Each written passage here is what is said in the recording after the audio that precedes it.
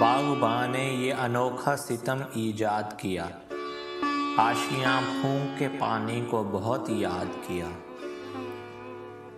दर जिंदा पे लिखा है किसी दीवाने ने, वही आज़ाद है जिसने उसे आबाद किया।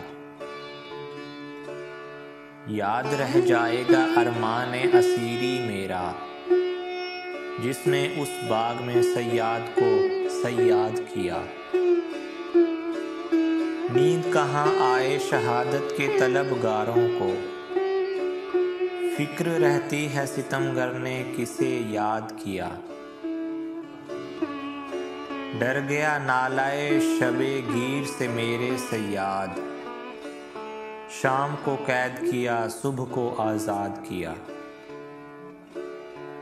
लज़्ज़ते दर्द की मेराज दिखाने के लिए, मुझको बिस्मिल तुझे अल्लाह ने सयाद किया।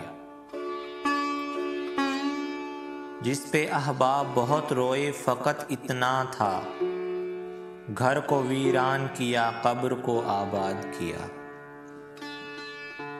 अक्ल क्या चीज़ है एक वज़ा की पाबंदी है, दिल को मुद्दत हुई इस कैद से आज़ाद किया।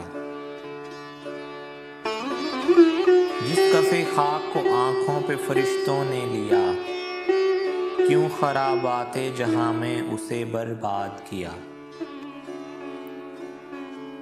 दम नहीं रगे सौदा में बहार आखिर है, क्या करूं जो मुझे कैद से आज़ाद किया।